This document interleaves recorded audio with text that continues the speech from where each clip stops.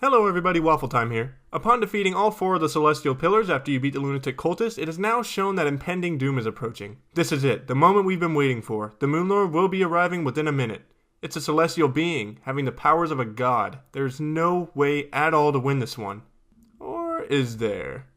Here are 5 simple ways to make defeating the Moonlord a total milk run. Now, traditionally I would have said steps, but at this point in the game, generally speaking, you have a class chosen, being melee, mage, ranged, and summoner. Today I'll be showing you the best way to defeat the Moonlord with each class, and also a bonus way at the end. Let's get started. Let's start with a real quick segment for a very easy arena you could set up. For 15 iron or lead bars and 10 of any wood, you can make a minecart. For what, you might ask? For a sick-ass roller coaster, that's what. Having that said, you do already have a minecart, but it's a wooden minecart, and it totally sucks, so I highly urge you to make the better minecart. With one measly letter iron bar and piece of wood, you can make a whopping 50 minecart tracks. And to make this quick arena setup, make a hexagon shape, make the top and bottom longer than the rest, and leave small bits at the ends. Go ahead and change the very ends to the bumper setting with a hammer, and after you've done that, experiment a bit and make sure you can go in a circle continuously.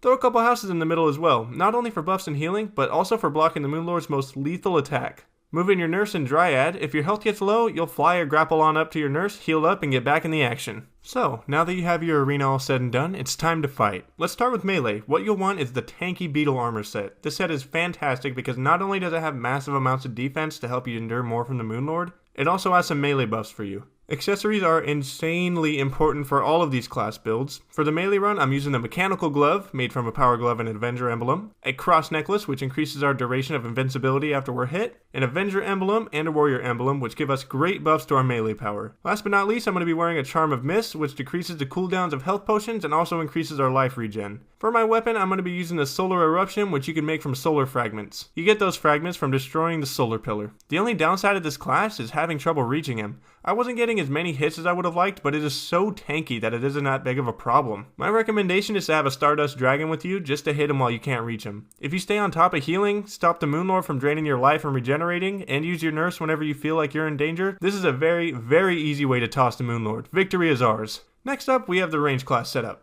For this class's armor, I'm going to be using Shroomite armor with the headgear since I'm using arrows. My weapon is going to be the Phantasm Bow, made from the Vortex fragments gotten from the Vortex Pillar, accompanied by Ichor arrows so we can inflict the Moonlord with a big defensive debuff. My accessories are going to include the Charm of Mist and Cross Necklace, for keeping us alive like before, as well as the Avenger Emblem, Ranger Emblem, and lastly the Magic Quiver, which is a drop from Skeleton Archers, to tremendously increase our ranged power. Off the bat, I felt like this class was way easier on account of the fact that I was able to provide a nearly constant flow of high damage to the Moonlord. This fight was a complete mess on my part.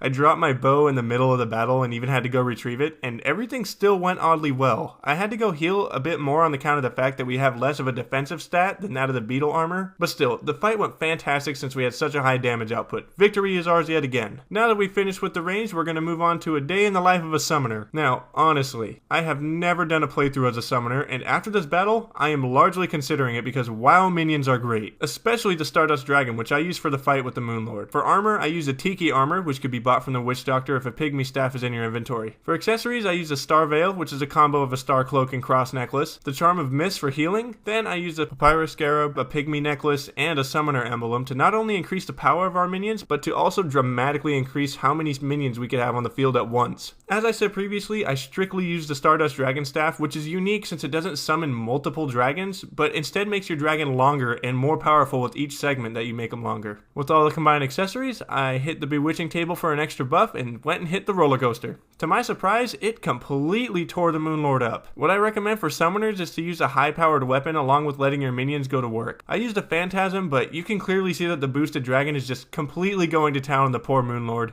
There was even a point at the end of the fight that I just sat under the nurse and healed, just letting the Stardust Dragon go to work. The only downside of this is you have little to no defense against the Moonlord on account of the fact that Tiki armor and pretty much all summoner armor is very, very notoriously known for having low defensive stat, but still, quickly and really smoothly, victory is ours for a third time. Speaking of sitting by the nurse and healing a whole bunch of times, let's move on to mages. Now, one thing to note, mages are glass swords, with seemingly no armor at all and extremely high damage output. I suggest a different type of arena for mages. You should move the nurse in directly above you and hollow out a big chunk in the ground in order to hit the Moonlord's heart. The other arena works for mages, but I struggled with it. I felt it wasn't an easy way of doing it, so we had to go back to the drawing board just for our darling mages. For this battle, I used the Nebula Arcanum and Nebula Blaze, two extraordinarily powerful weapons made from the Nebula fragments. I used Spectra Armor, specifically with the mask instead of the hood because of higher defense and higher offensive bonus. For the accessories, I'm going to be using the Star Veil and also the Charm of Mist for healing, while for picking up mana stars and increasing our damage dramatically, we are going to be using the Mana Flower, the Celestial Emblem, and lastly the Celestial Cuffs. They all do fantastic as mage accessories and I highly recommend them. I use the Arcanum for the hands and the Blaze for the heart. The Arcanum does fantastic with lingering around until the eyes are open, while the Blaze is amazing for attacking the heart directly. Both cause tremendous damage, it's insane. Now, stay on top of healing at all costs. I feel like mage is tough since they take such a high amount of damage, but as long as you have a platform blocking the giant phantasmal death ray he shoots, and stay on top of healing from the nurse, this way is honestly easy as pie. Alright, ladies and gents, it's the moment you've been waiting for. We've gotten all of the main classes out of the way. This way is contrary to all of the other classes, being so overpowered that you can even farm the Moonlord without even battling yourself. I call this one the Ultra Healing method, and it's been touched up on and used in a variety of ways, but it makes you invincible against a Moonlord. Literally invincible. Here's the exact armor that you'll need. You'll need a Valhalla Knight's breastplate and a Squire's Great Helm, both bought from the Tavern Keep with Defender medals. The slot for your legs doesn't really matter too much in this equation, just wear something with high defense. Now, what we're going to do for accessories is equip the things that's going to make us regenerate the best and the fastest. You'll need a Celestial Shell, a Celestial Stone, a Cross Necklace, and a Band of Regeneration. And lastly, we're going to need a Charm of Myths, and one more thing, you'll need a Regeneration Potion right before your fight.